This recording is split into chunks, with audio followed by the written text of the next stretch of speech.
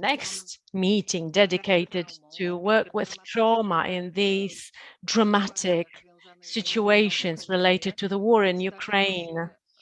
We are trying to, thanks to our fantastic colleagues from all over the world, uh, among them Lata McGinn, we're trying to improve, develop our skills of working with people who have experienced trauma of the war. I would like to welcome you, Professor, and I want to say we're very grateful for you joining our project with such enthusiasm. Immediately, you offered to support us, to give us very specific help and discuss a very important topic of psychological first aid, fostering psychological resilience in the wake of crisis, trauma, and adversity and war. So thank you very much for this, Lata. We really are very grateful for your efforts, for your time, for being with us, for supporting us in such a concrete way. I just also want to say that the participants are really supporting one of our Polish NGOs by being here. They're supporting the NGO that is helping Ukraine in many different ways. And we really are very grateful for your support, for your help, for your donations, and for your time and willingness to learn more and more.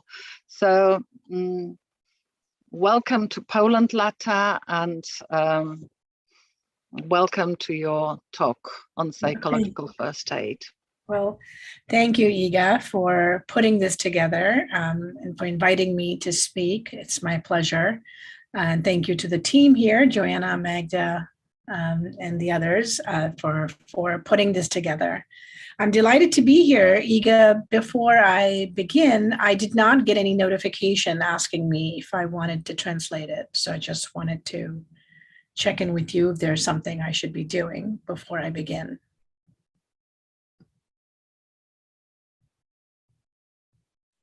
Well, if this is okay, would you agree that we've got? Oh, yes.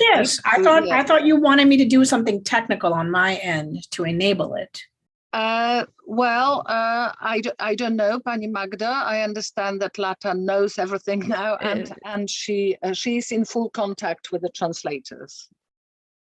Is this right? Lata, you have to enable interpretation. Any notification? Okay, I can hear you now. So let me begin. I think that being someone who can provide any help in a situation like that, I think makes all of us feel more in control and that we're doing something to help people. And so I thank all of you on this talk who have come here to learn how to best help people who are suffering as a result of the war that we're experiencing. These principles also apply to other traumatic events and other stress and other adversity. So if you ever have a chance to help people again, you can use these skills as well. I'm Lata McGinn. I'm professor at Yeshiva University, and I'm co-founder of Cognitive and Behavioral Consultants. Thank you to Iga and the team for inviting me. So before I get into what we're about to talk about, I just want to say that it talks about trauma and its effects and how to use psychological first aid to build resilience. Because it deals with the topic of traumatic events, please be advised that some of the content may create distress in you. So the talk that I'm going to be giving is divided into 3 sections. The first is to talk about the problem. The second is to talk about what we can think are positives in what's going on. What is the positive news? And then the third is the bulk of the talk, which is on psychological first aid. The third section is also divided into 3 sections. That will be look, listen, and link. So let's start with talking about the problem. There is a war in Ukraine, right? And this is why we're all here. So we know that from the United Nations and the World Health Organizations that it has directly impacted lives. People have lost their loved ones, their home, their shelter, things that keep all of us safe. It has impacted people all around the world, including neighboring regions like Poland.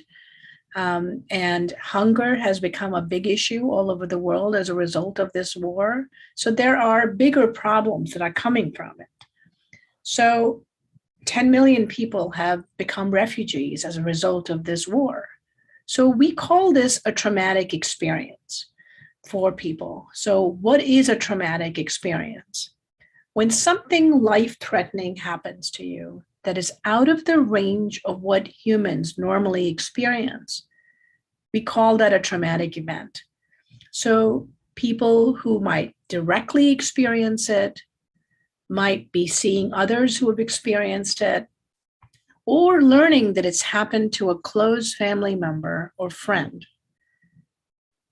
Or you are a helper and you might experience aversive details of the traumatic event. So, for example, if you are out there helping, you may be exposed to people who are injured. You might see, houses destroyed. You might see aversive details if you're a helper. So that also can traumatize you. So again, what we're facing today is on top of what the world has already been facing. So the whole world has been suffering as a result of the pandemic. And so that means that the people in Ukraine, their resources were already lower. It means your resources are lower. Your stress level is already high. As a result of the pandemic, we've experienced economic downturns. There has been socio-political upheaval in the world. And now on top of all that, there is a war. So this is what we call a traumatic event.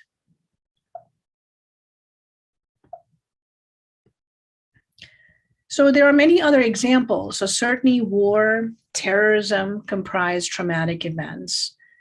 Doing military combat is one source of terror.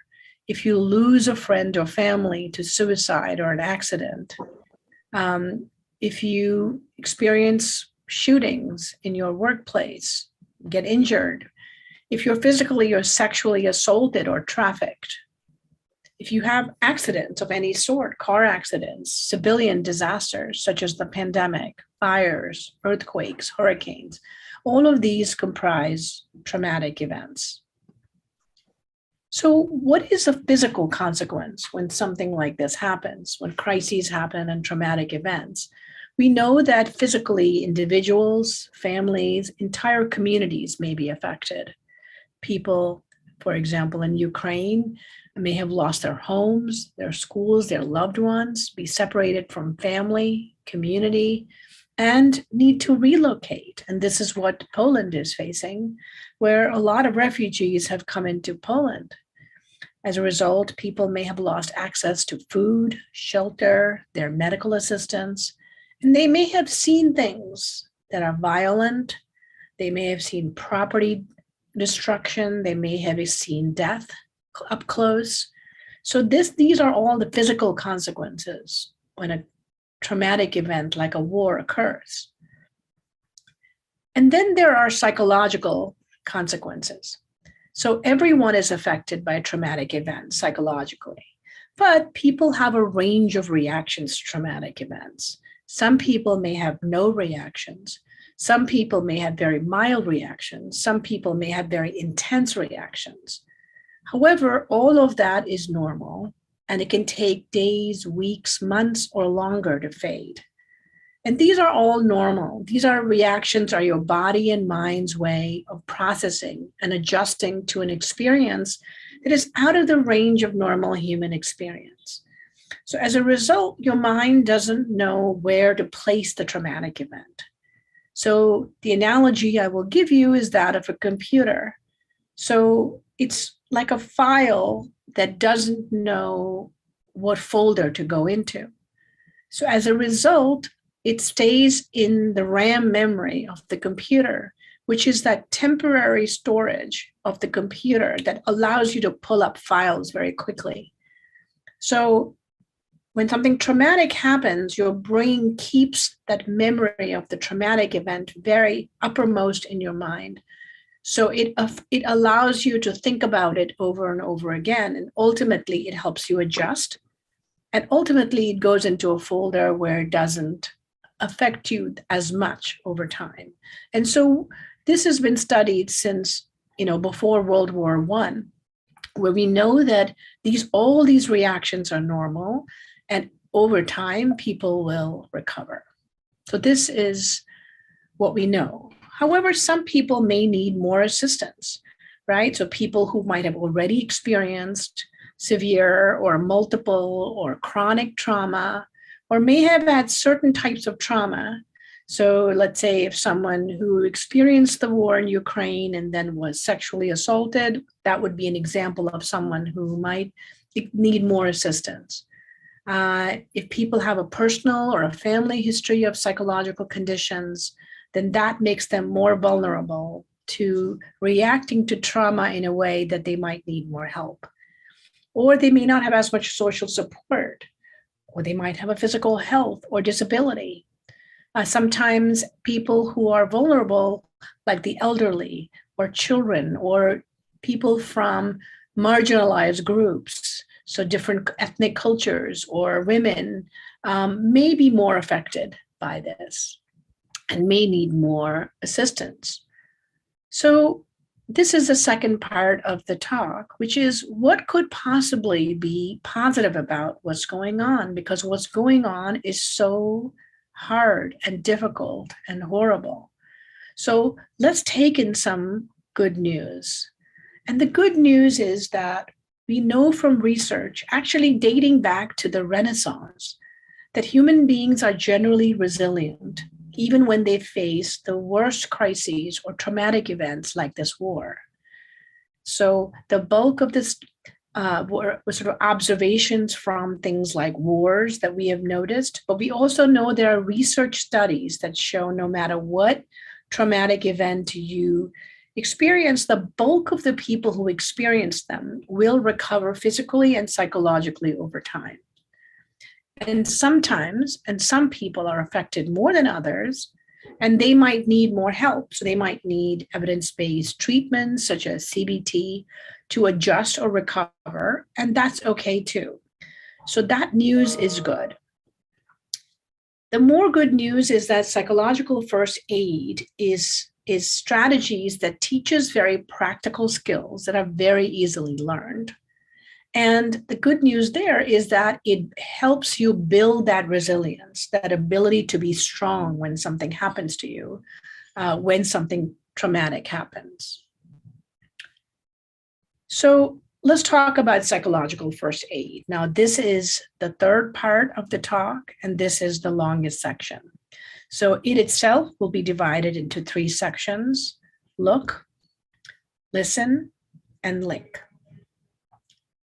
So before we get into that, let's talk a little bit about what psychological first aid is, who needs it, who gets help by it, where you do it, just basic facts like that.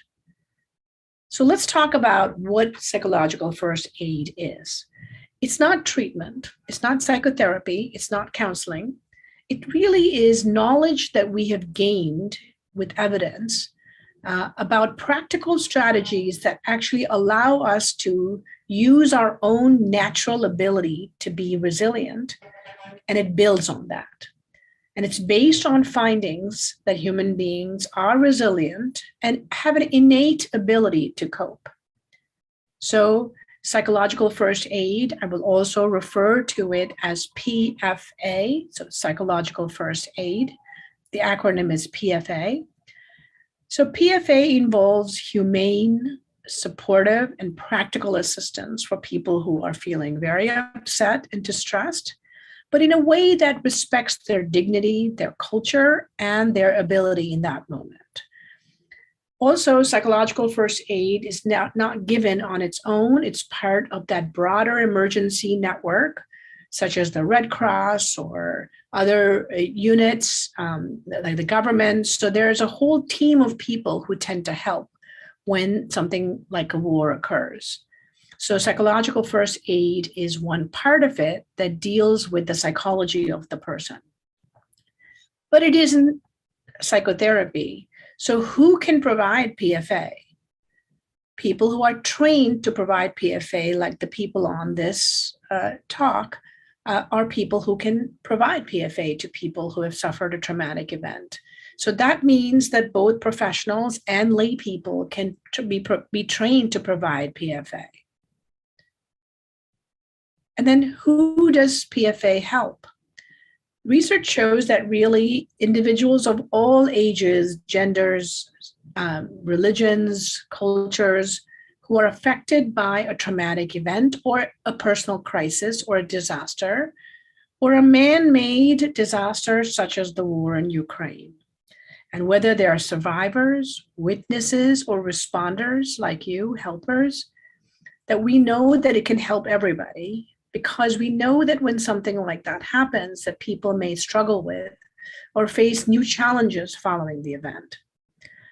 It's equally important that caregivers of people, so people on this call who are affected, also it helps. So that way you help yourself and then you help them cope with what they're going through. The thing to keep in mind is that some people will be fine even if they don't get PFA. And then some people will need more help than PFA. So keep that in mind, that we are not forcing PFA on people. If people are open to it and need it, then we provide PFA for them. But we don't want to force anybody to get PFA, and some people will be fine anyway. And as I mentioned, some people will need more help. So where is PFA offered? It could be offered really anywhere that's safe and that has some privacy. So it could be often offered in the field. So for example, at a shelter, at a disaster site. It could be offered in a school setting. Let's say the traumatic event occurred there, in a work setting. It could be offered in the house. It could be offered in the office. It can be offered remotely. The most important thing to remember is that where it's offered should be physically safe to you and to the person that you're providing it. So we don't want to put anyone in danger while providing PFA. So if you're about to provide PFA, you have to make sure that you are safe and that the person is safe. And to the extent possible, having some privacy, which will then respect the dignity of the person to whom you are providing PFA. So now, when does PFA help?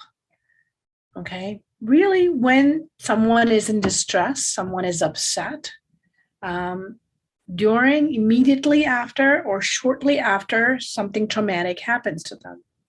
So you can offer it in the days, weeks, months following a traumatic event. So the people of Ukraine may have this going on for a while. So you could provide it even afterwards.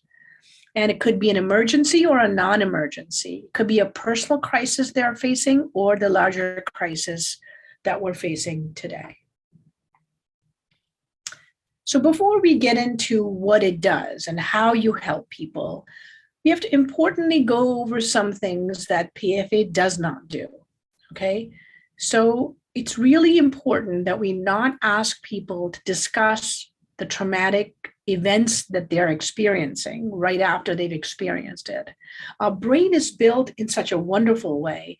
It allows you to be in shock when it first happens. So we don't want to pierce that shock. So we want to be able to help them, support them because they're upset, but we are not requiring them to tell us what happened to them in detail, right? We also don't want to put people in groups and ask them to discuss the trauma. Okay, there used to be an intervention called CISD that would do that. And we found through studies that that would actually be harmful for people. So we don't want to ask people to discuss whatever traumatic events they're going to unless they want to. You're not asking them, so you're not putting them in groups. And the very, very important point here is that we don't want to assume or suggest to people who have experienced a traumatic event that they will develop a problem, or they may be at risk for developing PTSD or mental health conditions. We know from research, both in humans and animals, that when we are under stress, our minds are more suggestible, meaning we believe what people say when we are under stress. So your role as a helper, as a volunteer, is so powerful that it's important that you not, while trying to help this person, not assume or suggest that they will react badly to the war. Okay, you're not going to suggest that they're going to develop a problem. You're not going to suggest that they're going to develop PTSD and or other mental health conditions. One, I shared the positive news in the second section of the talk, which is that most people turn out to be fine. So research actually supports you in saying that. So this is really important because we know that the more people assume they're going to have a problem, it actually makes them have a problem in the future. So this is really important. We also don't want to assume that we know what people are experiencing or what they have been through without asking them. We want to ask them what they're experiencing or what they have been through. PFA also doesn't talk down to the person or focus on a person's weaknesses or judge them or predict or minimize. Sometimes it's hard for helpers to see people suffering. So we might have the urge to say things like, you'll be fine, or you got to be strong, or don't worry, it'll be fine. And even if you mean well, those kinds of statements are not helpful to people who are suffering. So it's important that you talk to them like you're talking to a friend, and you are talking to them and just listening and hearing them, but you're not judging them and you're not predicting them, and you're not trying to make the problem any less than it is. The third is that it's very important not to give them inaccurate information. When a war occurs or a crisis or a trauma like that, there's so much information that is missing. Rumors happen. So as a result, you may not know everything, and information may keep changing as information comes in. So it's extremely important not to provide inaccurate information. If you don't know, it's better to say, I don't know. I can try to find out. We also don't want to assume that everybody wants to talk to us or needs to talk to us just because they are going through a traumatic event. So for you, if you are going up to somebody, you don't want to assume that they want to talk to you, okay? And even if they talk to you, we don't want to press them for any details or encourage any detailed discussion of what they're facing that is making them upset, okay? So we know from research that if you press people to share their reactions and feelings right after something traumatic has happened, or trying to get them to think about it, analyze it, that is not helpful, right? They're in shock. They just need support at this moment. So what is the goal then? Okay, now that we've learned what we shouldn't do, what is the goal of psychological first aid or PFA? Essentially, we just want to reduce their stress, and we just want to assist them in recovering, in a healthy recovery following a traumatic event, right? Or a crisis that they're feeling. So we want to reduce the upset, how upset they are, and we want to help them cope better in the short term, right now, and also help them cope in the future. So the way I want you to think about it, as I mentioned, it's not psychotherapy or counseling. Think about people who get a bone fracture, right? So when your bone gets fractured, most of the time, what does the doctor do? All he does is he or she will take the two bones that have broken, put them together, and put a cast over it. The goal of the cast is to put the bones together so that the bones can heal on their own. And that really is what PFA does, that you are just putting things together that will naturally help their mind recover on their own. So what does PFA do to achieve these goals? Basically, you're providing them with very practical assistance without invading their privacy. You're trying to understand, what do they need right now? Okay, you're helping them feel heard without placing the pressure to speak. You're comforting them. You're helping them feel safe, calm, supported. And then at the end, you're giving them some skills to build resilience. You're also connecting them to other people. You're connecting them to services, loved ones, social supports, and above all, you're protecting them from further harm. So that's what PFA does to achieve those goals. So the first section, we talked about what the problem is, the war, and what impact that has on people, right? And then we talked about what's the good news, what's the positive. Now we come to the third section of PFA. Now we've learned about what it is, where to offer it, who does it, who gets help by it, when to do it, and what the goal is. Now we learn how to do it. So first I'll talk about how to offer PFA to others, which is what all of you will be doing for the people of Ukraine. So there are primarily three sections to this: look, listen, and link. However, before you start that, you also are going over and preparing. So preparing is very important. So as you're already preparing. So by listening to this talk, you're already preparing. And then there are other things you need to do to prepare to be a volunteer.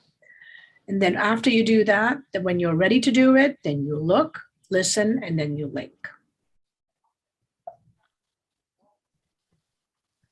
So let's talk about, other than attending this workshop, the way that you prepare is to learn about the situation. It's extremely important that you figure out all the details of what's going on to the best you can, as well as the specific circumstance the person is facing. What happened, when it happened, where did it take place, how many people were affected, have they lost their house, who are they, where did they live before, are they separated from their loved ones? Like finding out as much as you can. You're also learning about all the available services and supports. Is the Red Cross there? Will there be food aid? Right? Are there blankets there? Is there material for kids? And then who else is helping? Like finding out, because as I mentioned, PFA is not offered in isolation. So you have to find out what are the other services and supports offered.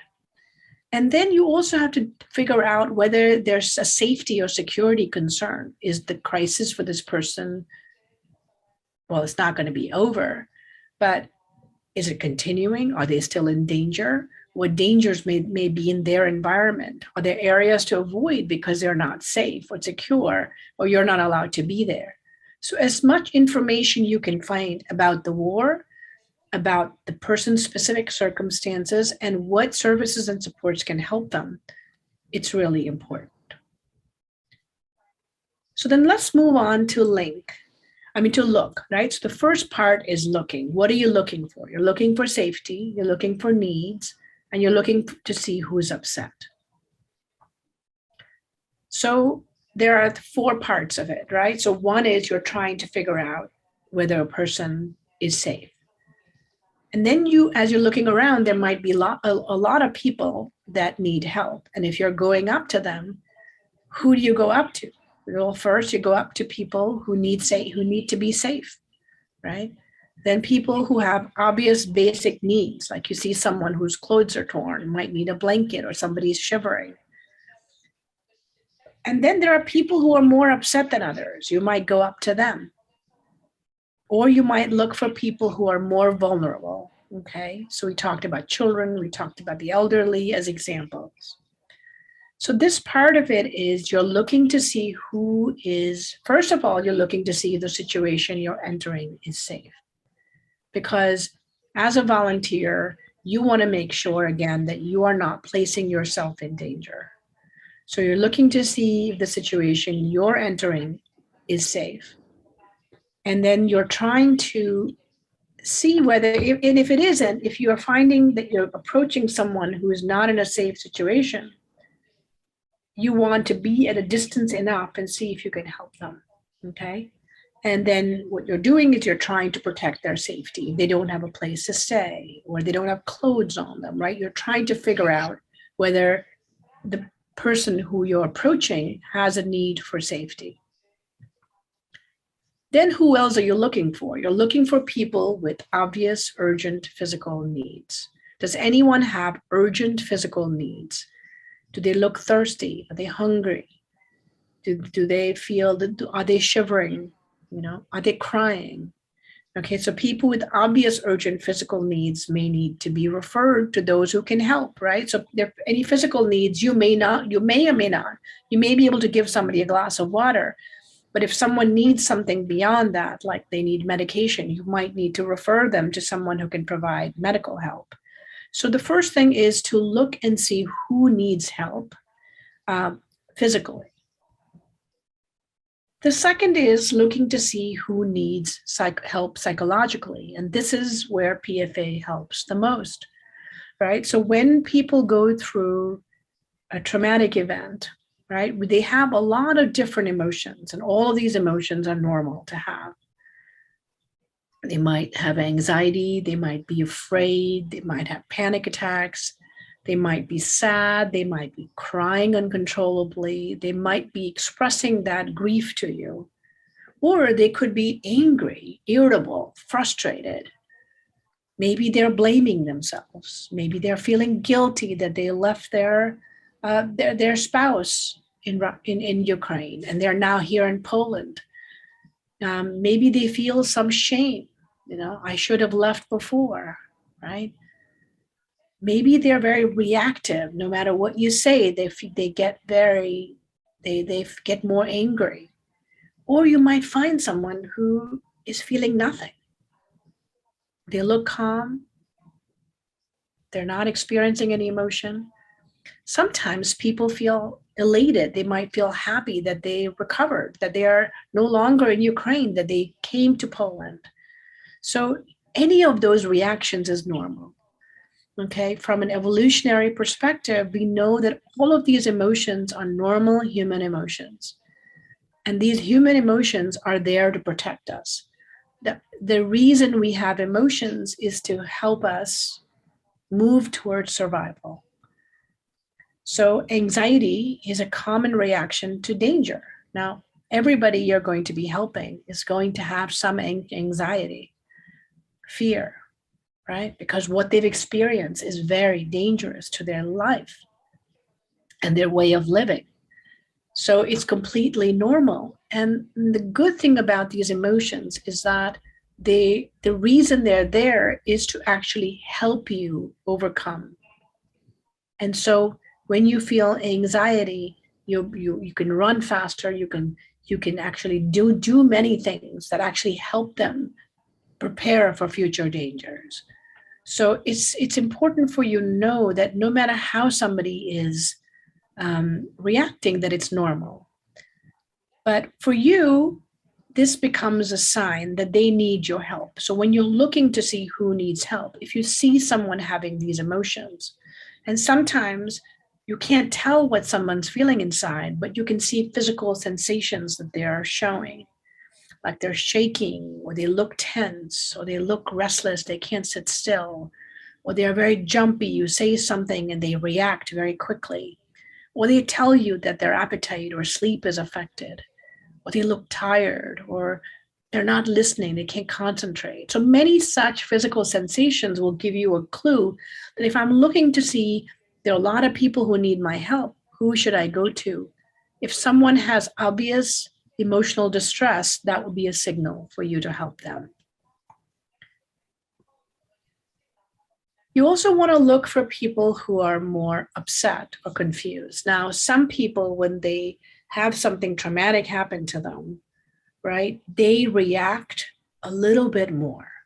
So you might see somebody who's not moving, sitting apart from people, very quiet, not speaking, not responding to you or responding to anybody. Sometimes when something like this happens, people get confused. We call that being disoriented. They don't know their name, they don't know where they're from or what happened to them. And so when you see them, they might seem confused, or they're not saying anything, or they're saying they're feeling nothing, or they feel or they express that they're not feeling in their right mind. Or you see somebody and you see a mother who's not able to take care of her children because she's just sitting by herself. Or you might see somebody who's not eating or drinking or not able to make simple decisions. So when people are more upset or confused, there are other things you can do, and we'll be going over that later. And then, of course, looking for people and helping people who are vulnerable. So children and adolescents need more help and more support. Human children and adolescents are not able to take care of themselves without adults. So especially if they're separated from their families, or if their families are not able to help them. And then people with health conditions, they might have asthma, or they might have a mental health condition, or they might be disabled, they might be deaf, or they can't see, or they might not be able to walk. So these are people who are going to need more of your help. And then there might be people who are at risk for discrimination or violence. So people, for example, young girls or people of certain ethnic or cultural groups might be more vulnerable. So people might discriminate against them, they might exploit them. So it's always important to help people who are vulnerable. So looking for them. So once now, and again, you may be either entering a situation where there are lots of people who need your help, in which case, look will really help you figure out who to help. If someone has been brought to you, or you are entering a situation where there's only one person, then listen, you don't have to do look if you already know who you're helping.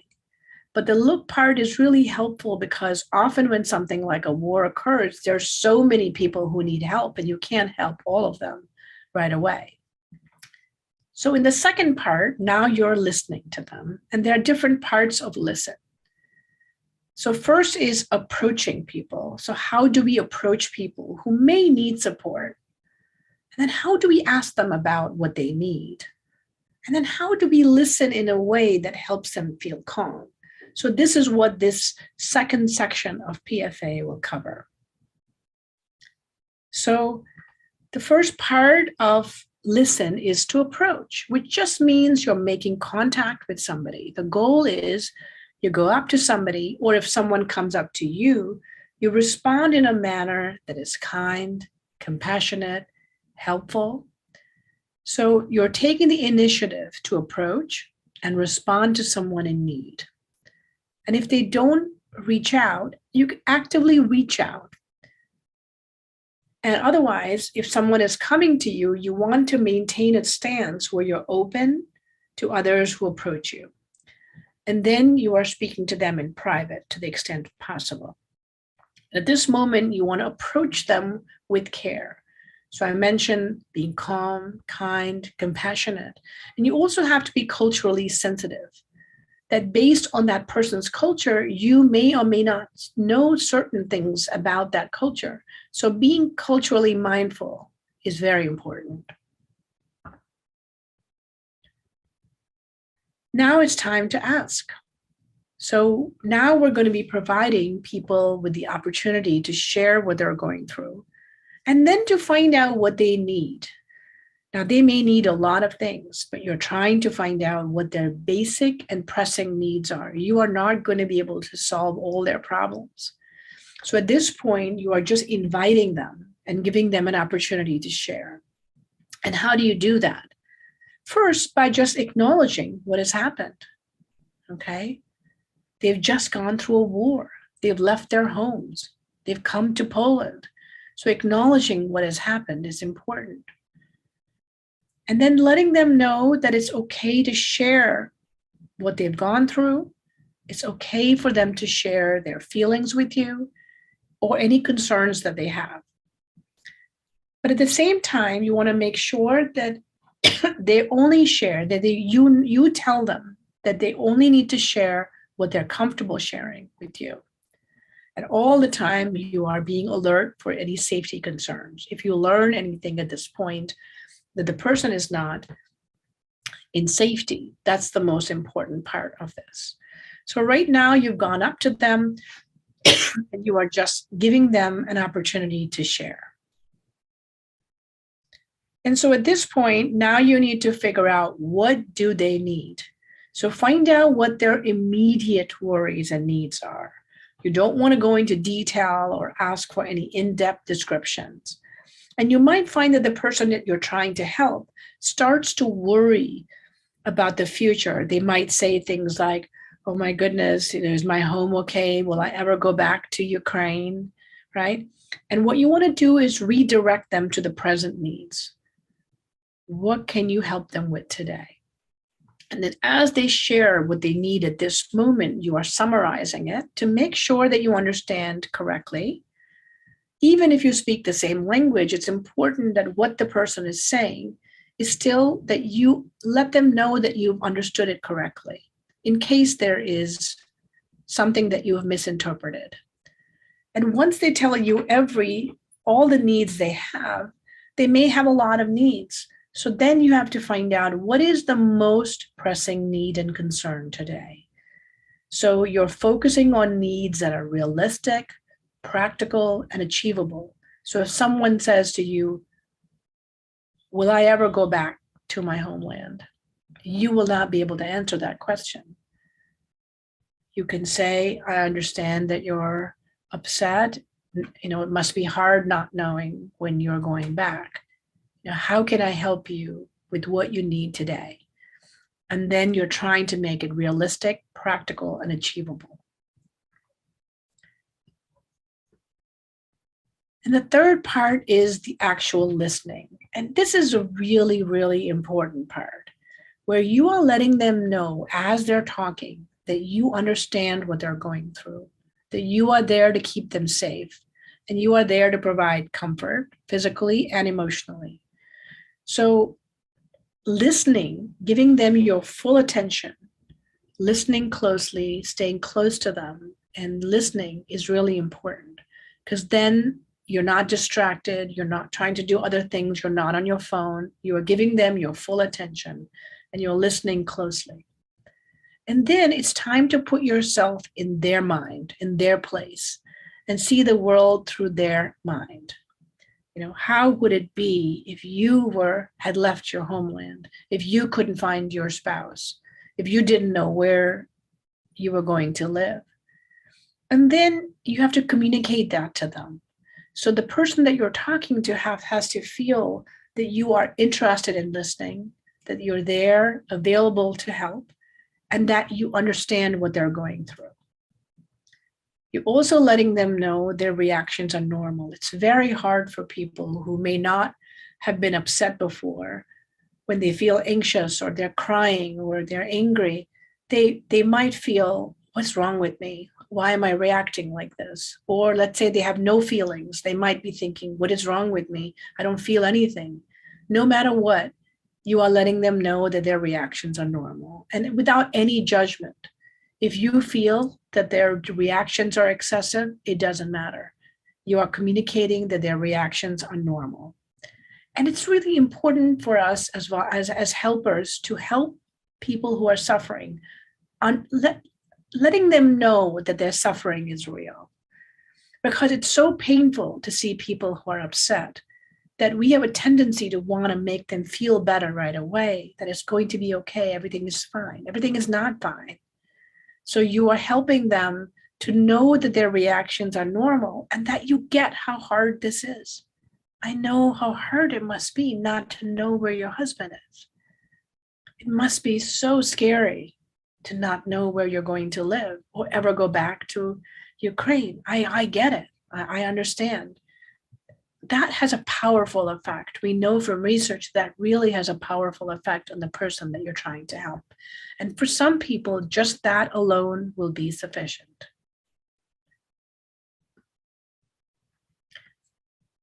But you also, once you've listened and communicated that you understand, you want to also help them with emotional and physical comfort and safety. So as I mentioned, giving people accurate information is really important, giving them honest, accurate information, and communicating that they're not alone, that you are there to support them, that you're there to help them feel safe, and that you will move them to a safe place if needed, and that you are there to provide physical and emotional support of the most basic needs. So this way, by listening, by communicating, and by letting them know what you can do, that you are there to provide them with comfort and safety, that will really help get their emotions down and get them to listen to you.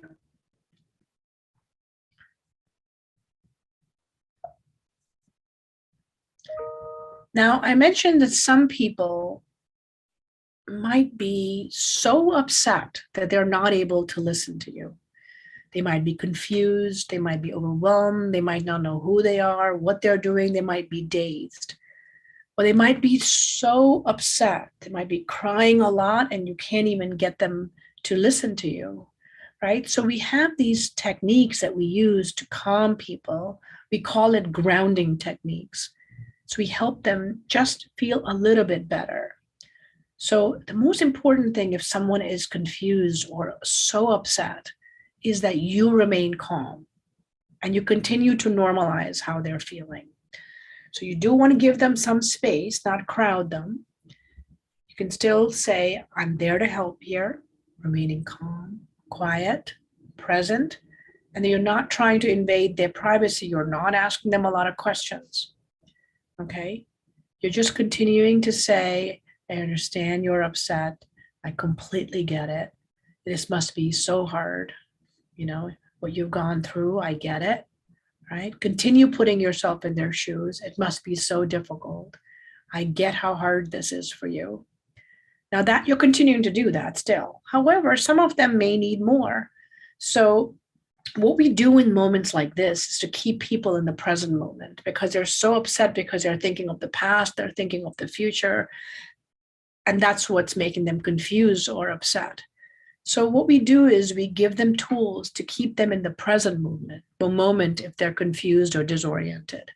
So you might say, tell me your name, tell me where you're from, where are you right now, who am I, you know? So that just that alone will help bring people to the present moment. There are many, many other ways that you can do. You can just ask them to take a deep breath, breathe deeply. You can also invite them to use their senses to experience the moment, okay, the environment, where they are. No matter where you are, you're asking them to use their senses, their eyes, their ears, their nose, whatever you can do to experience the environment. That tends to bring people down. Now I'm about to show you a video that we sometimes will show people to give them a sense of how to do it. So I'm going to show it to you next. And that gives you a sense, but that's only one tool. You can ask them to recite a poem. You can ask them to write down their name. You can play a game with them, right? Anything to bring them to the present moment.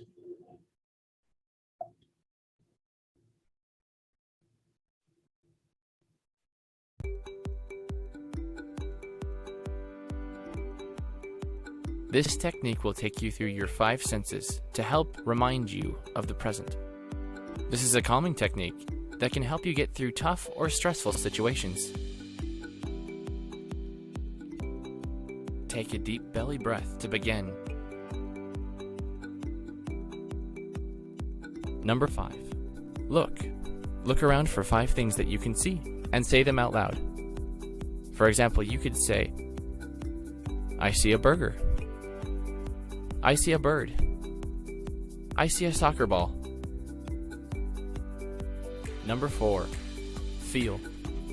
Pay attention to your body and think of 4 things that you can feel and say them out loud. For example, you could say, I feel my feet warm in my socks. I feel the hair on the back of my neck. Or I feel the pillow I'm sitting on. Number 3, listen. Listen for 3 sounds. Say the things out loud. It could be the sound of running feet, an airplane flying by, or the sound of a dog barking. Number 2, smell. Say 2 things you can smell. It's okay to move to another spot and sniff something. If you can't smell anything at the moment, or you can't move, then name 2 of your favorite smells. Number 1, taste. Say 1 thing you can taste. It may be the toothpaste from brushing your teeth, or the flavor of your bubblegum. If you can't taste anything, then say your favorite thing to taste. Take another deep belly breath to end. So this is called a 5-4-3-2-1 exercise. Now, depending on where you are, it may not be possible for them to use their sense of taste or use their sense of smell. But even if you don't do it exactly that way, you're still asking them to use and say, you know, what can you see? Can you tell me what you see today? You know, who is here? Right? You can use any of them, but the idea is to use the senses to bring them down. Now we come to the third part, okay? You've looked to see who needs help. You have listened to them and given them some comfort. And now you are linking them to information, supports, and services. Now, PFA is not intended to be this ongoing intervention. This may be the only time you talk to this person. So as a result, you have to give them what they need to help themselves. We know that people have an innate ability to cope. So building on that and allowing them to connect to information, supports, and services that will be of help to them is extremely important. So this is the third part, where you are now helping them to stand on their feet. And even if it is someone you're seeing again, your goal is to allow them to help themselves. When people have gone through something traumatic, they feel out of control. So giving them all these resources allows them to regain their sense of control. And that is critical. So what are you linking them to? You're linking them to practical items they may need or resources for their very basic needs. Now, when you listen to them and you ask them, you found out what their basic needs are and you have prioritized it. You've helped them prioritize it and make it realistic. So now it's time to link them to that. Some of the needs they have may not be some things that you can give them. So you have to link them to information and services. You also might need to help them with either their loved ones and social support. And ultimately, you leave them with information on how to feel and function better and cope with problems when something traumatic happens. So what are examples of basic practical needs that people who are surviving the war may need? They might just need simple things like blanket, food, water, shelter, sanitation. They might be injured and need some medical care, in which case you are linking them to that. Or they might, have a chronic medical condition. They might have asthma and they need an inhaler and they don't have one. So again, linking them to that. Above all, you're focusing on safety and protection. But people who've gone through this traumatic event will have so many questions for you. Okay, they might have questions about the event, about their loved ones, about what services they can do. And that's why the preparation part is so important for you.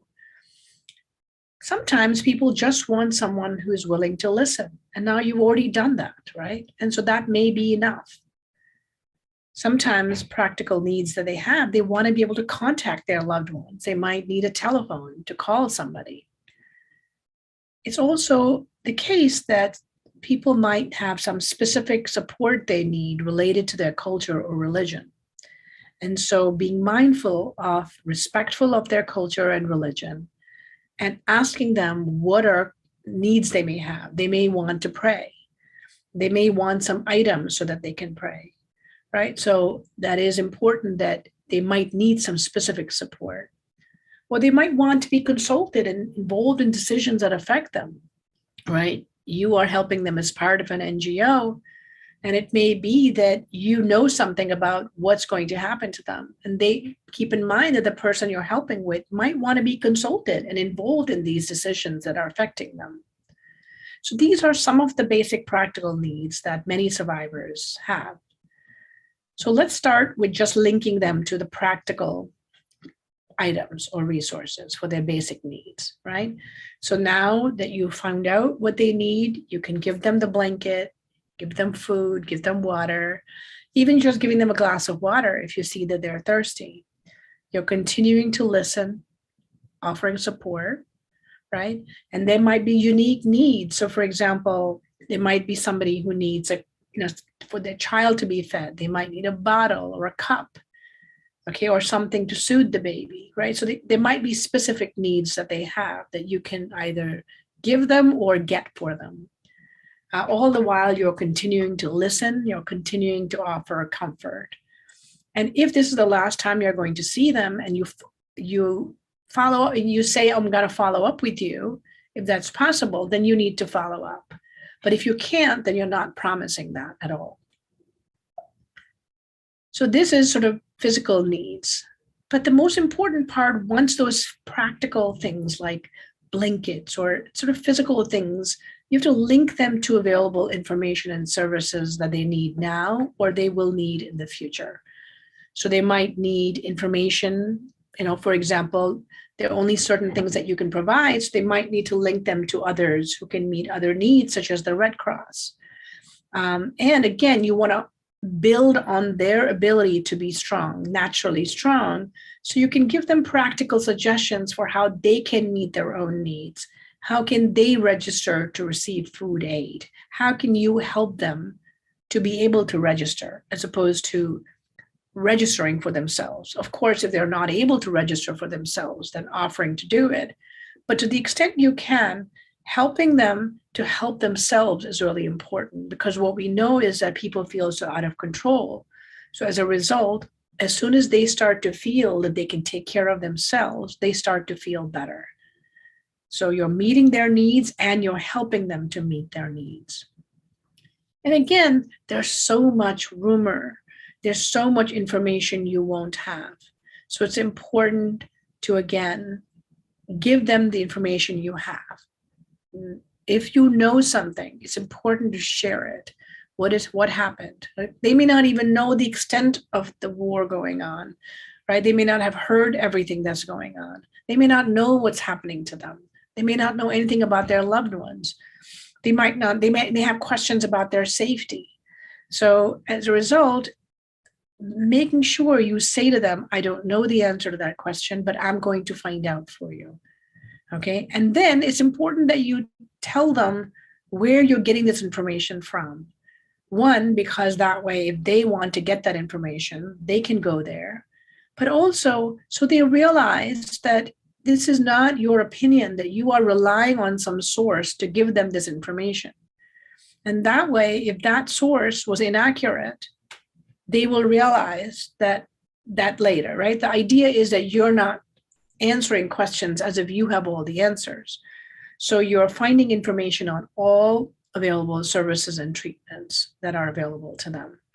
And then if you can, then following up on recommendations if possible.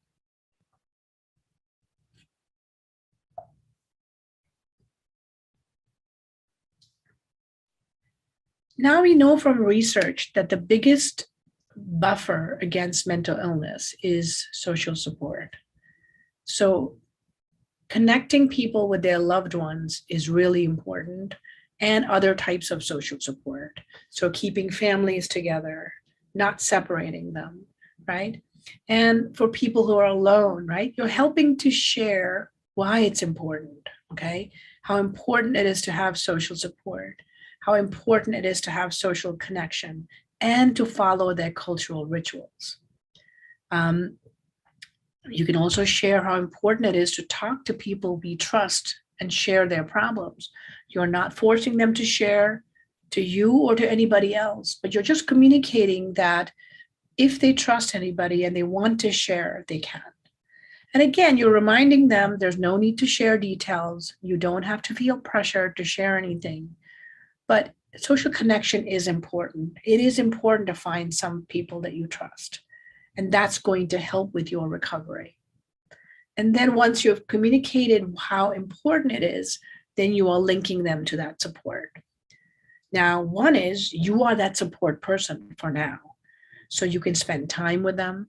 And depending on what you're doing with them and you're waiting for something, right? You can do an activity with them. You can listen to a song with them. You can play a game, anything to get their mind off, right? And communicating that you are there as a source of support. And then you're connecting them to others who can spend time with them. And then we know from research that if you support others, and this is why this is the good news for us, that supporting others is helpful for your own mental health. So as helpers ourselves, that helps you cope with this terrible war that's going on. So if you see people who have some strength, and when you were listening to them, you were asking them questions, and you found out how they might have reacted to prior crises. If something, some trauma or crisis or stressful situation happened before, finding out how they reacted before can help you. So if you learn, for example, that what they did then was help other people, or they seem to you able to help other people, see if they can help other people in the room right there. Maybe they can help you. And so that way they can find safe ways to help others, connect with other people, other refugees in the area. So finding safe ways, so not affecting their safety, but finding safe ways to help others in the crisis and getting involved in whatever community activities will actually wind up helping themselves. So you have linked them to items they need, objects, you have linked them to services, and now you're linking them to people who can give them support and social connection just like you.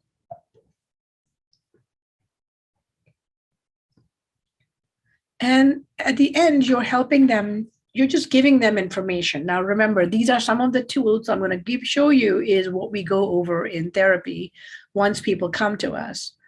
But at this point, what you're doing is you're just giving them information. You're giving them information on how to do things that will help them feel better and function better in this moment. So the first part is to educate them. You're letting them know how people commonly react to stress, to trauma,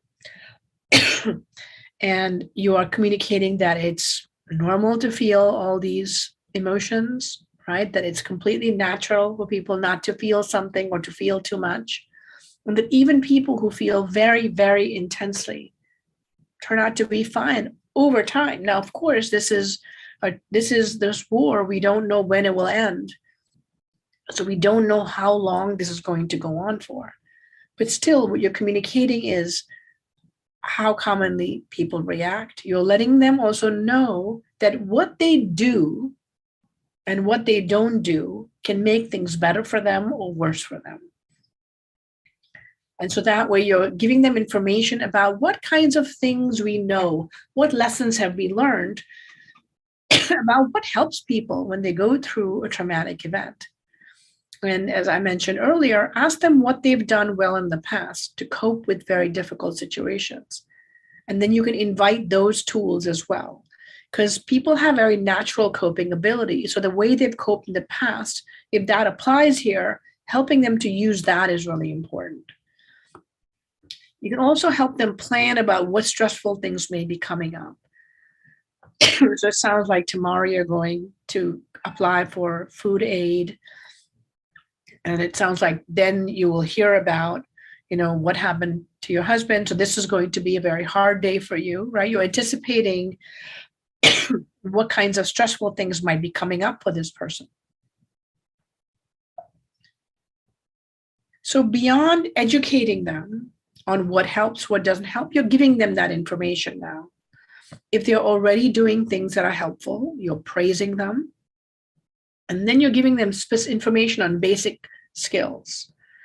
Any problems that you can help with, solving any day-to-day problems, they seem confused, right? Their problem solving is affected when we're under stress.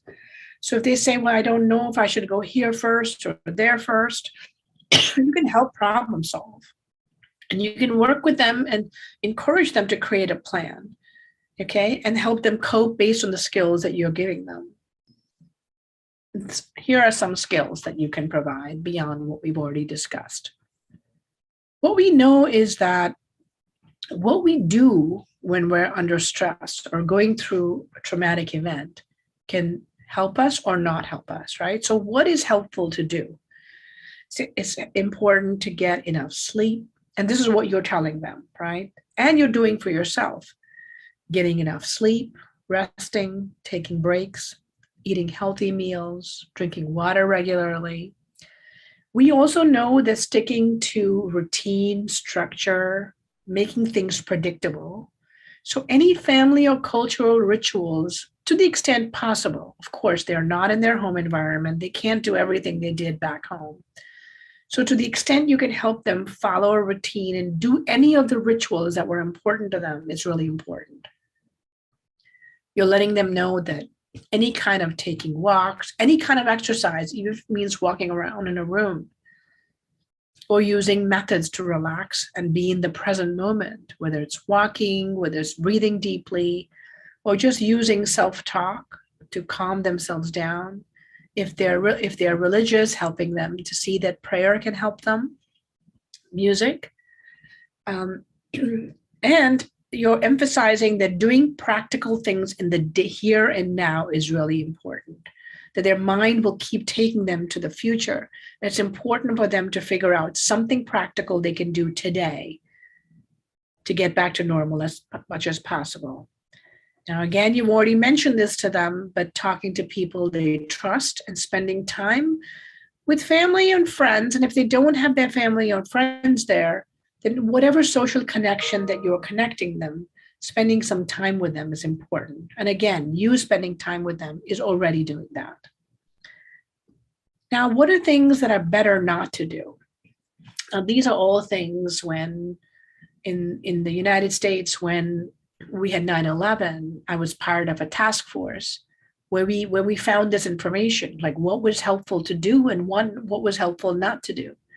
So when someone goes through something traumatic, like experiencing a war, sometimes a medical doctor might need to give them a sedative to sleep in the first few days because it's hard. And that's okay. However, what you're telling them is that we know from prior research that when you've gone through something traumatic, not taking drugs, smoking, or drinking alcohol, or coping by sleeping all day, or on the other hand, just working all the time and not allowing themselves to rest or relax is not good. So you're emphasizing that on the one hand, you want them to do something practical to help themselves. You want them to follow a routine, and you want them to rest and relax. And they might feel guilty. How can I relax when there's a war raging in my country? And it's important for them to know that they will not be able to help themselves or help anybody else if they don't spend time and rest and relax. You also want to help them feel like they need to attend to their personal hygiene. That routine of brushing your teeth and getting ready and taking a shower, if it's a man, shaving, right? All of the things. And these are the kinds of things you would have asked them, like, what do you need right now? So helping them to say that it's important not to neglect your basic personal hygiene. Now, sometimes, as I mentioned, when people have gone through what they're going through, right, they might get angry. What you're saying is it's normal to feel angry, and I still need you to not be aggressive, not to be violent. Okay? I know you're sad, and it's important not to sleep all day. I know you're anxious, and it's still important to stay in the present moment right now. I know you're feeling sad and you don't want to see anybody, but it's important not to spend so much time alone, that it's important to connect. it's also important to be alone and rest, but it's also important to be with family and friends. So you're communicating what's helpful to do and what's helpful not to do. And this part you have already been doing. Now, this is, again, very, very critical. There's two parts to this that you see on the slide. The part on the left is very important to do first. Okay, not to do what's on the right first. So the first part is to accept. When we are going through something bad, it's important to accept how we feel. In the beginning, I mentioned that when we have something bad, when there's some danger, it's normal to feel anxiety. When you've lost something, it's important, it's completely normal to feel sad. If someone has attacked your country, it's completely important to be angry, right? And it's natural. If you have, if you've been separated from your family members, you might wind up feeling guilty, right? So all these emotions are there. So what's the first part is really important is that they accept, no matter what the feelings are, not what they're doing. You're not saying, yes, you're angry, so it's okay to be violent. That's not what you're saying. You're saying people have many feelings and thoughts after something like this happens. That emotions are there to help us. So it's completely natural for you to feel sad, anxious, happy, guilty, happy that you survived, guilty, ashamed, feeling angry and frustrated. What's important is that you just let those emotions pass. Okay? That you are not judging yourself for having these feelings, or getting angry that you're having these feelings, or worried that what does it mean for you that you're having these feelings. So people need to know that it's okay no matter what they feel. And if they feel nothing, again, you're saying what you're going through is really, it's real, it's hard, and it's okay to feel the way you do. And it's okay to think the way you do, right? You've already talked about what's helpful to do and not do. Right now, you're only talking about feeling and thinking. Because what happens is when we feel negative emotions, it's so hard to tolerate them that we don't want to feel it. So as a result, we try to stop ourselves from feeling bad. Or if, let's say, somebody is not feeling anything, they might try to make themselves feel more than they're feeling. And what you're saying is, it's not necessary, accept however you feel. And you're communicating what you're doing, which is be kind and compassionate to yourself and others. And don't judge yourself or others. So that's the part on the left. First, accept how you feel. Be kind, compassionate, non-judgmental. And just allow yourself to feel whatever you're feeling without questioning it, without judging yourself. Then allow yourself to have hope, even if it's hard right now. Okay? The reason this is important is because we know from research that if you have hope, if you have optimism, that's better for your mental health. So even if it's very difficult, allowing themselves to have hope. So one is helping them to remind themselves of all the things that make them strong. Allowing themselves to have hope that these challenges that they're facing will be overcome and that they will be able to cope with the difficulties that they're facing. And if there are any blessings, for example, let's say you are helping a family that's together, and you can say, I want you to focus on the fact that your family is there together. Count whatever blessings you have today. And even though things are very, very hard right now, allow yourself to have hope that things will be better one day.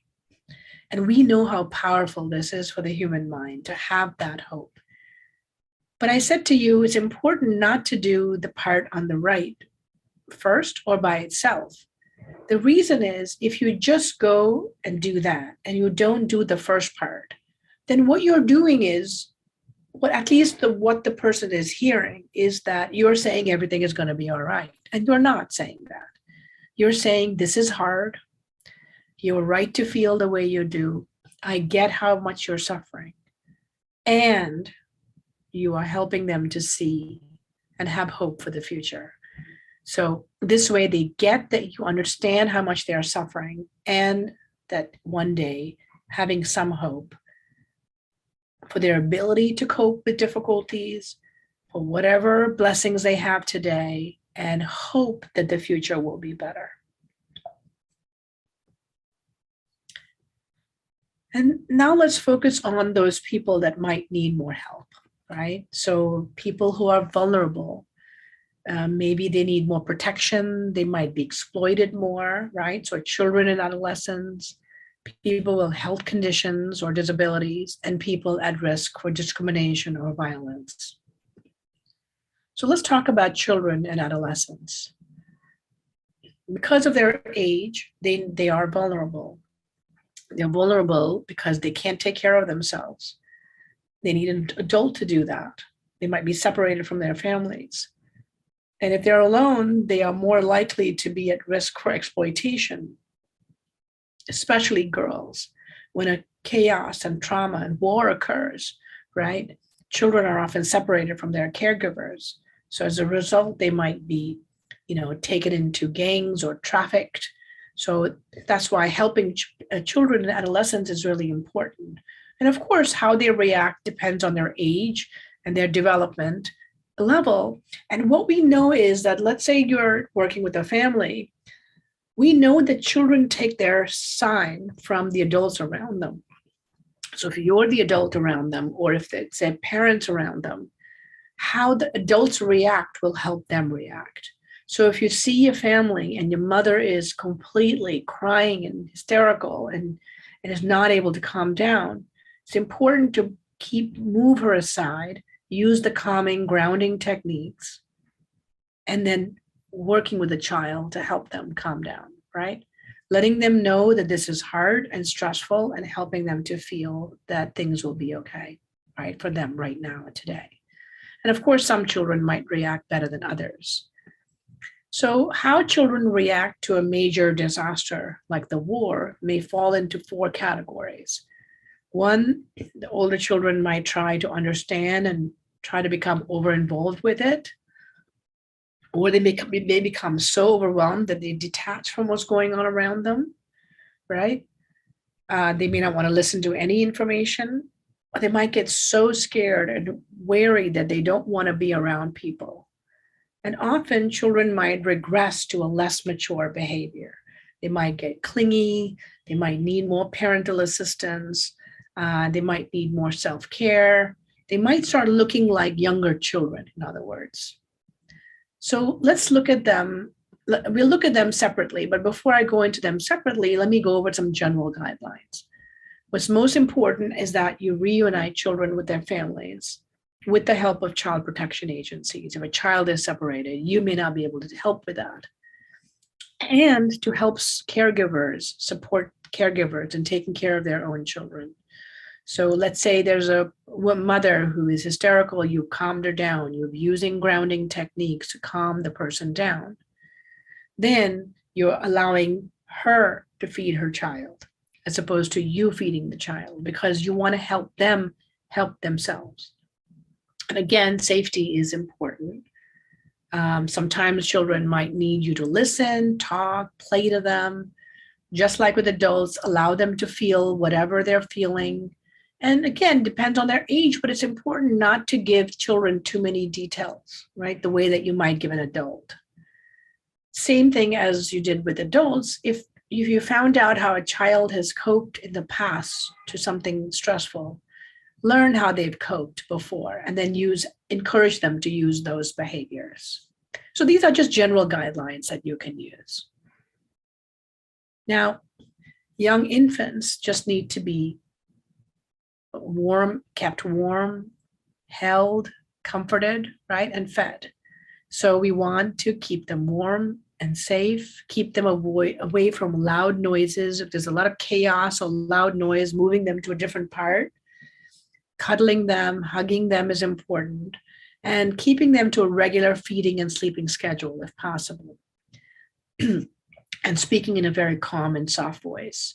So if you are helping a parent help their child, you are then encouraging the parent to keep them away from loud noises, cuddle them, hug them, and maintaining that structure for their feed and sleep if possible. And then helping the parent speak to them in a calm, soft voice that will just calm infants down right away. For children who are young, older than infants, but let's say school-age children, they might need extra time and attention, and they might need to be reminded often that they're feeling safe, right? Sometimes we know that young children start to feel like they're to blame for bad things happening. So letting them know, just like you would adults, that they're not to blame for anything, that if, let's say, they're separated, it wasn't their fault that their families are not with them. And to the extent possible, it's important not to separate them from caregivers, brothers, sisters, and family, all loved ones. Keeping them on a routine and schedule is also important. And again, you want to give them very simple answers about what has happened without scary details. And they might need to stay close to you if they're feeling afraid and clingy. And if you see a child and you think, wow, this child looks older, but they're behaving in a manner that they were younger, it's okay. That happened to children. So being patient with them is important. If they're older, but now they're wetting their bed suddenly or sucking their thumb. And so helping them to know that they're safe, that you're going to be there for them, and allowing them to play and relax if it's possible.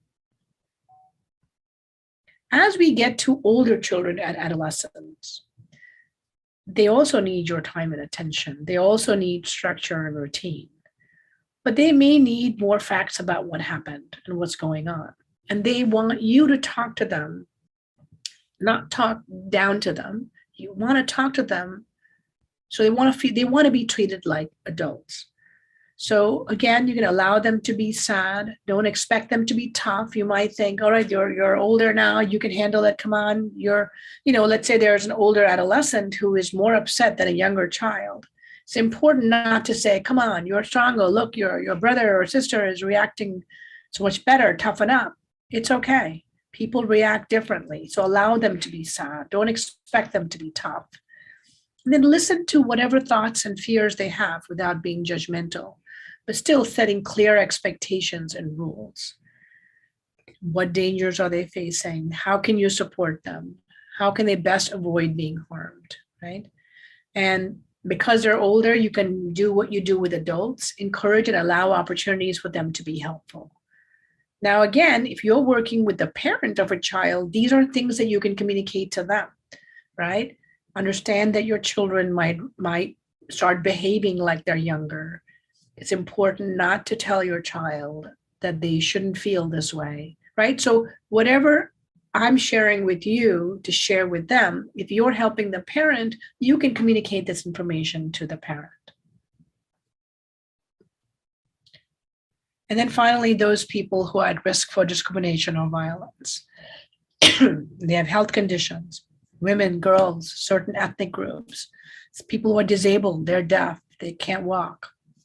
You want to help them to get to a safe place, meet their needs, and immediately find out about what things they need. Do they need an asthma inhaler?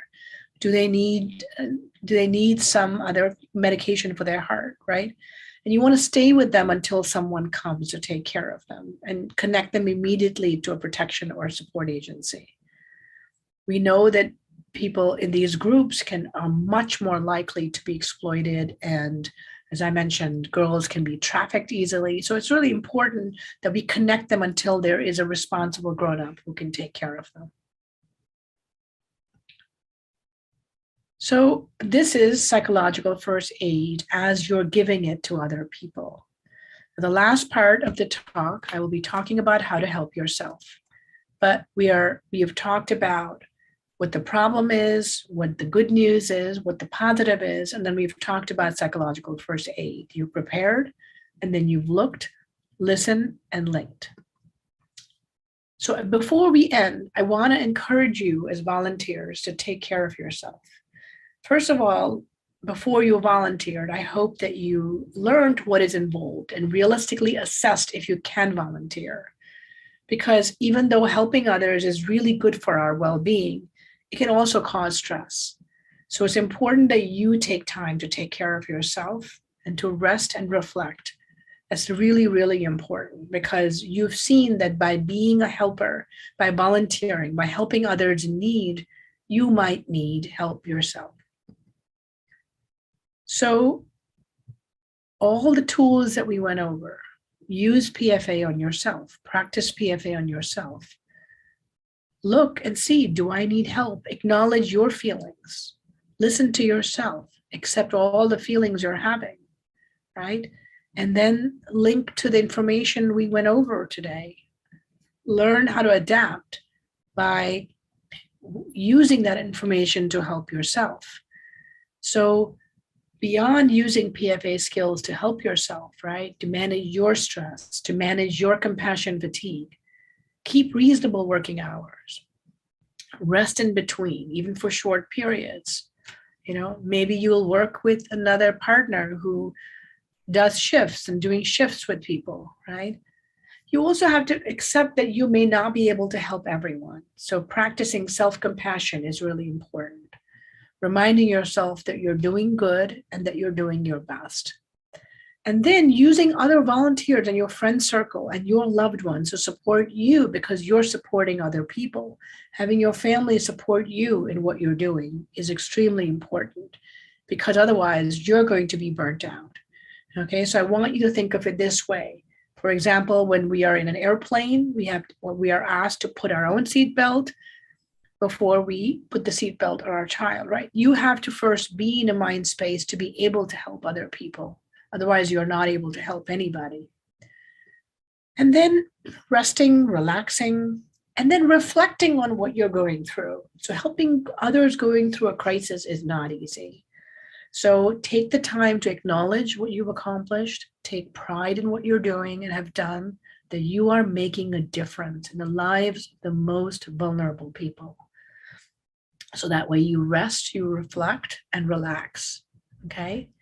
And what do? You can talk about your experience of helping in the crisis with someone you trust, okay? And if things didn't go well, like let's say you talked to somebody and it didn't wind up going well, learn from it, talk about it, be compassionate to yourself about what didn't go well, but then learn the limits of what you can do and what you can't do.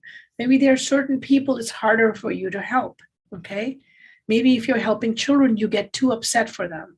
And so it'd be much easier for you to help adults. It's important to know your limits, and then getting compassion and support from others if you're feeling compassion fatigued, if you're feeling traumatized by what you're hearing or what you're witnessing, and of course, seeking professional help if needed. And then, making sure that you appreciate and express gratitude for whatever you have. We know from research that the more you express gratitude for the things you have, when you count your blessings and you keep hope alive, that is better for your own mental health.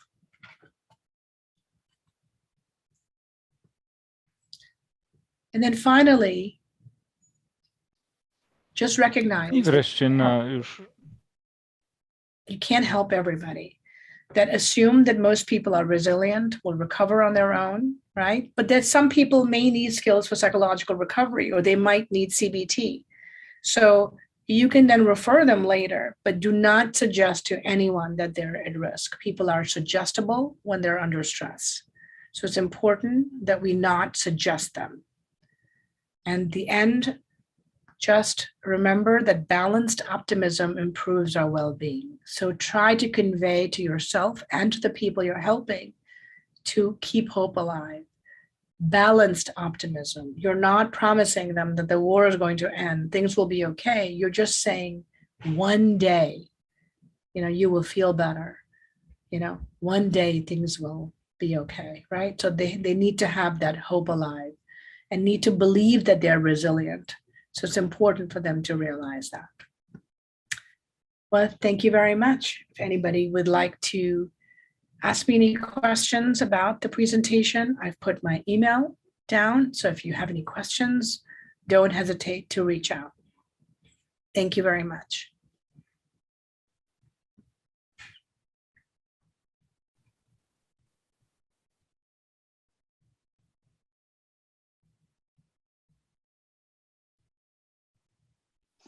Na ten moment nie mamy żadnych pytań. Well, we don't have any questions in the chat, but maybe some questions might emerge. Maybe someone would like to ask a question via chat or tell us. I don't know if that's possible here on Zoom to speak, but perhaps it can be done via the chat option, or rather the Q&A option, I guess, in this case.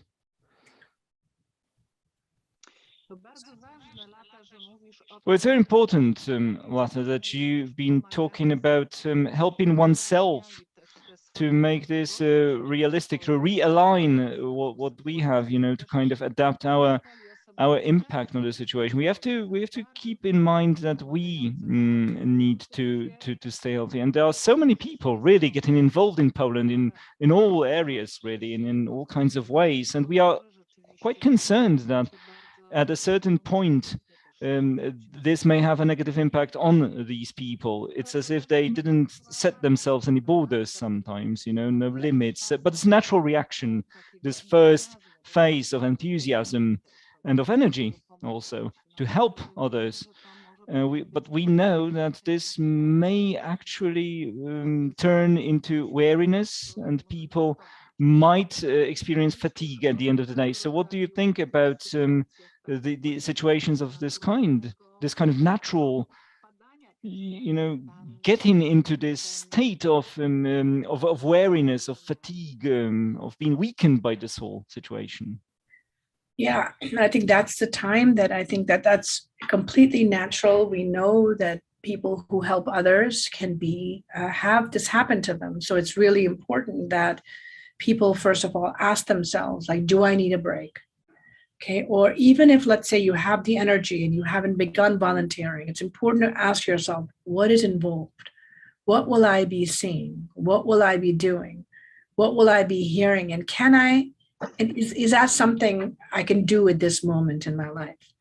Understanding the time commitment, understanding what emotionally will be required of you, and making that assessment. And even if you've agreed to do it, now you've started doing it, making sure that you rest, making sure you check in with yourself to say, am I still okay? Like, you know, I've been hearing a lot of hard things.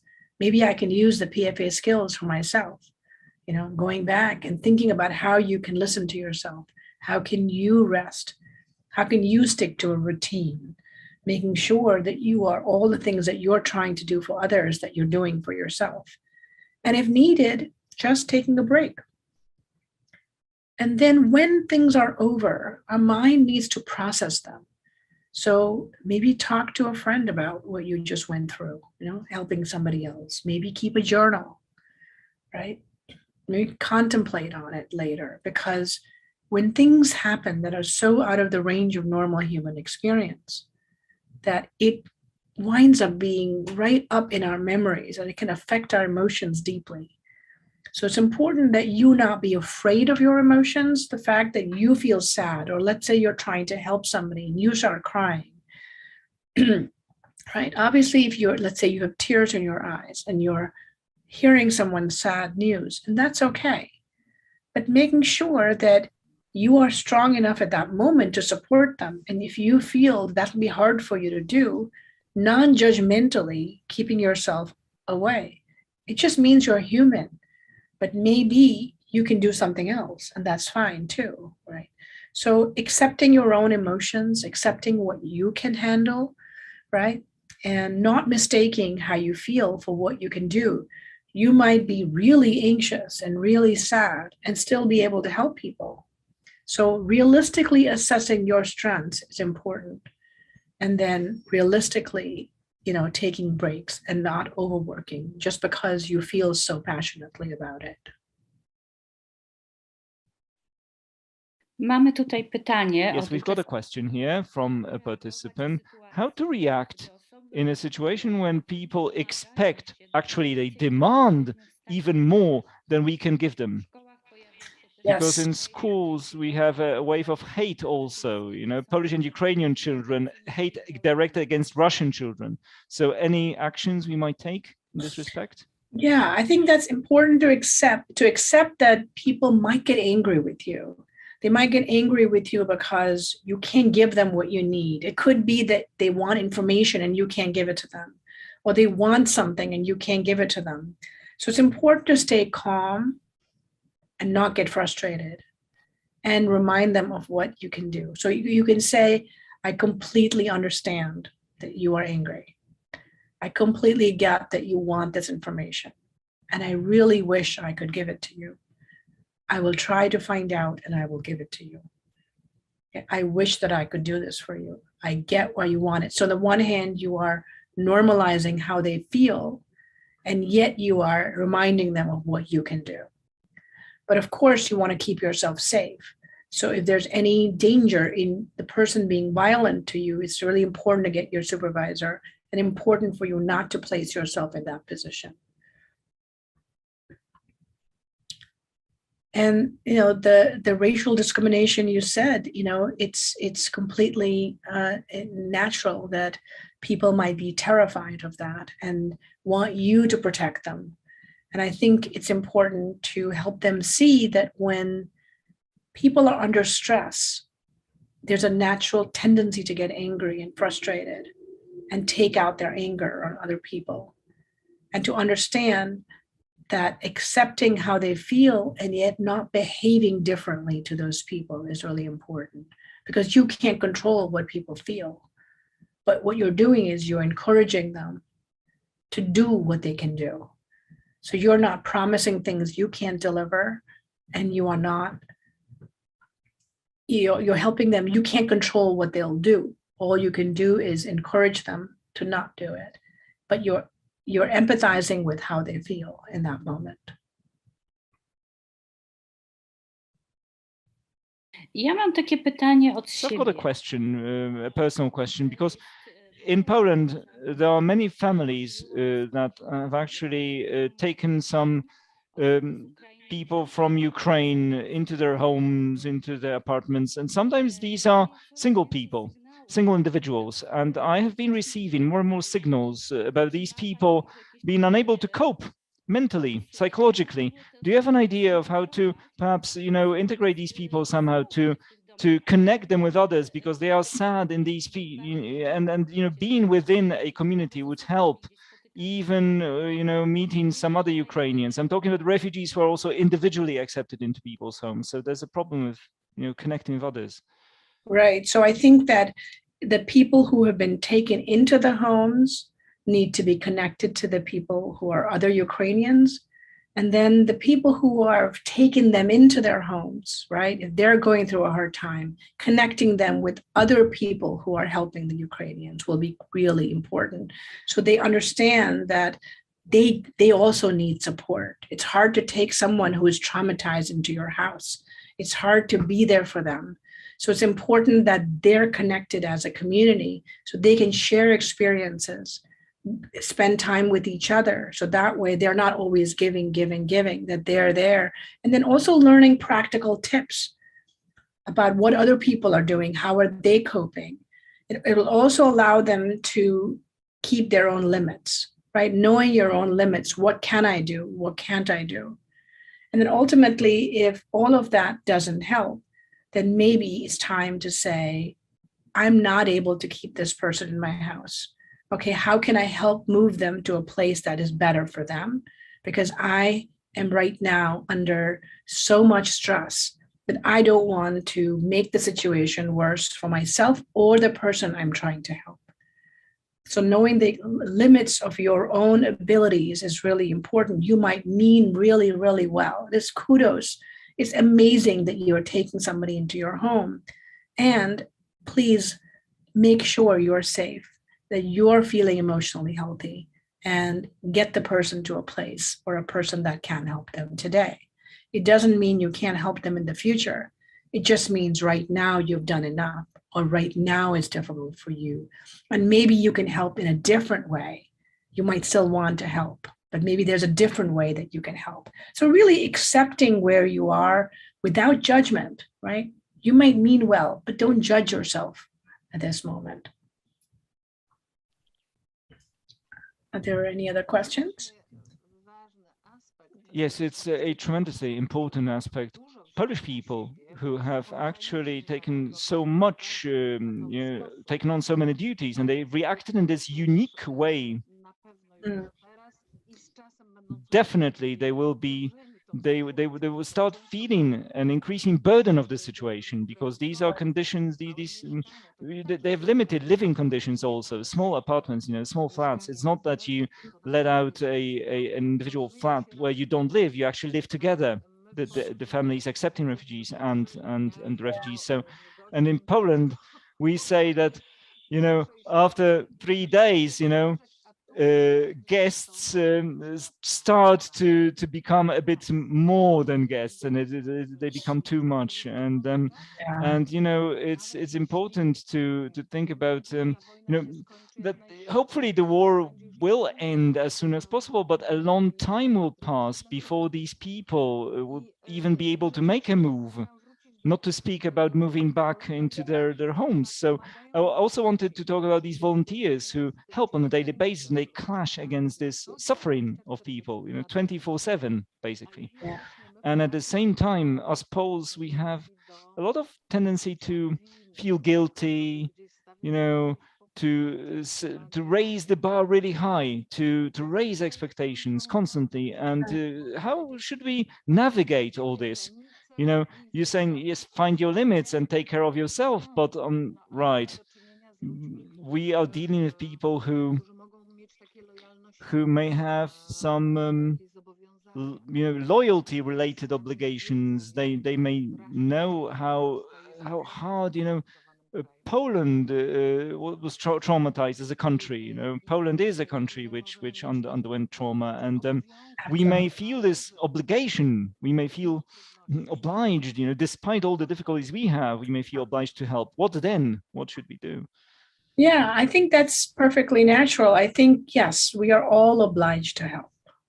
I think that's the fundamental truth, right? All of us need to help in any way that we can. So on the one hand, you need to rise to the challenge and get more people involved who can help.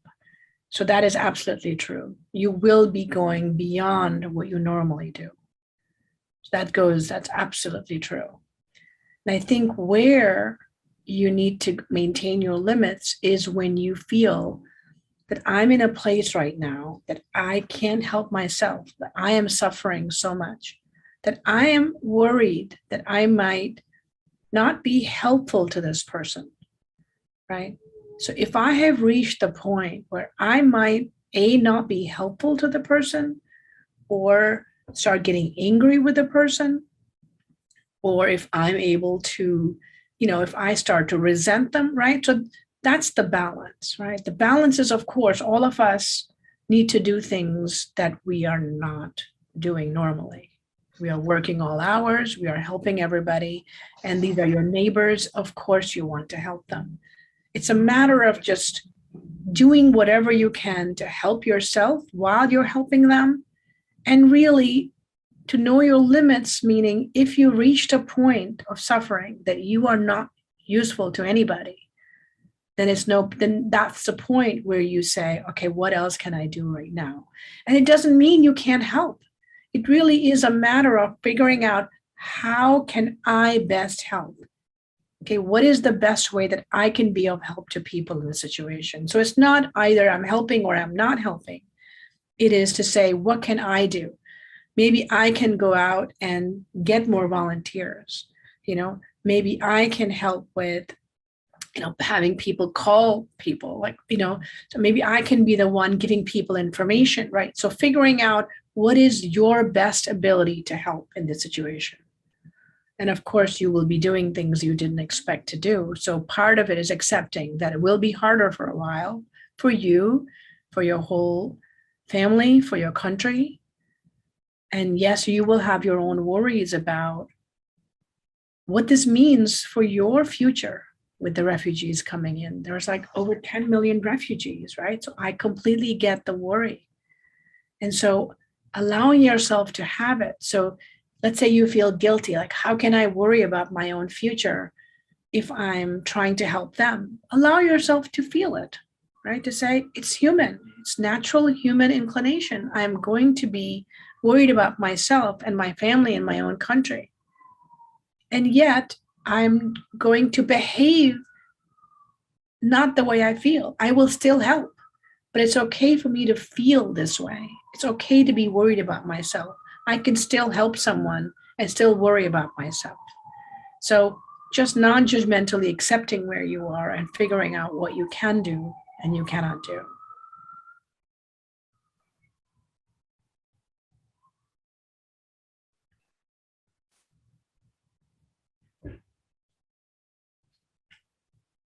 Nie ma więcej pytań. We don't have any other questions, it seems. Well, there's a lot of acceptance in what we've been saying, a lot of empowerment, you know, coming to terms with the fact that you know, accepting that we worry is not bad, is natural actually. So that there is this agency that we can actually there's sort of validation in this, and that we can you know feel as there are so many needs, actually countless needs we are facing. Yeah, and I think that, you know, tolerating uncertainty is very hard for all of us, right? Not knowing, will the war end? When will it end? How will it end? There's so many things we don't know, and that makes everybody more uncomfortable. So on the one hand, allowing yourself to tolerate the uncertainty, to say, I don't know the answer. On the other hand, creating whatever, focusing on all the certainties you do know. What I do know is this is what I can do right now. This is how I can help people. This is how I can help myself. Thinking about what you can do for that day, for the next day, for the next week, and allowing yourself not to go too far into the future, just focusing on the present moment and saying, and then using those grounding techniques on yourself, right? Allowing yourself to just be there today, and allowing and not feeling guilty about relaxing. If you want to get together with friends and just talk and, you know, have a meal, have a drink, that's okay. Allowing yourself, like, not feeling guilty if you are resting, if you're relaxing, if you're watching a movie or having fun, right? Allowing yourself to be able to have those little joys in your life, because that's completely okay. And that is going to make you a better helper. It's going to make you a better volunteer.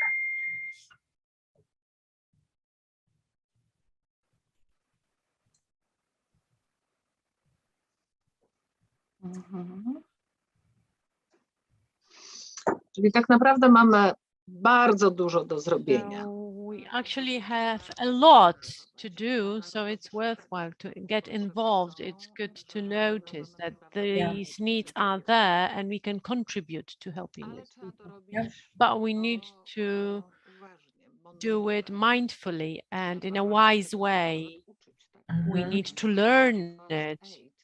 The psychological first aid is composed of several very important elements that translate into this help being effective, and also take into account the fact that we take care of ourselves. Is there any literature on the efficiency of psychological first aid? There is, well, since it's not an intervention, there are no randomized controlled trials on it, but it has been used. These tools have been used in some form or the other since the Renaissance. You know, much of the knowledge we've gained is from World War I and World War II. And then there are natural studies, naturalized studies that have been done for people who've used psychological first aid to know that they're effective. And the important ingredients really are to focus on things that are really, really important today, getting support, accepting your feelings, and having hope for the future.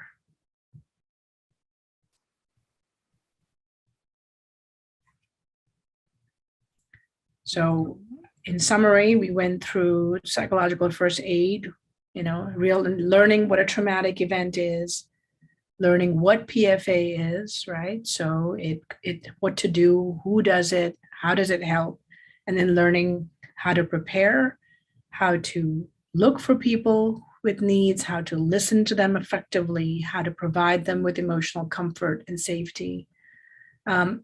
It's amazing how resilient people are, you know, and we know that from centuries of work. So it's really using their natural resilience to help them cope.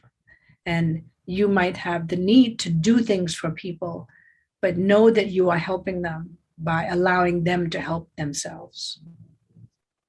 That's your goal. Your goal is not to do psychotherapy. Your goal is to give them enough tools, enough support, and enough resources that they can then help themselves.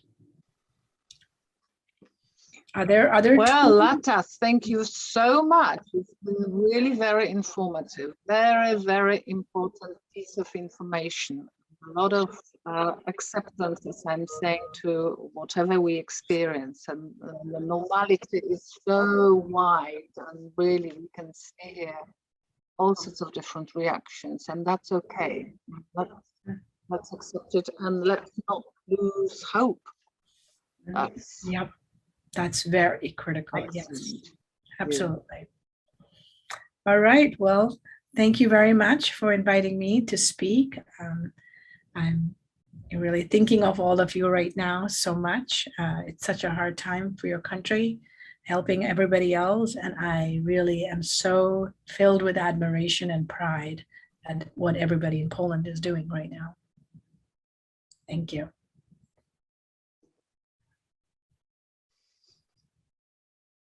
Dzięki wielkie. Let's hope we shall be in touch, and you will come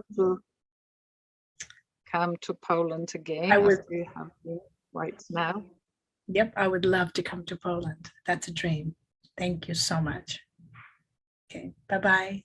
Thank you. Lata is, let me just say one more thing. Lata is a CBT practitioner, very active practitioner in the world organizations. So no doubt, this is a wonderful way of showing how this sort of approach and understanding of what people are going through and how we can help can be really very helpful.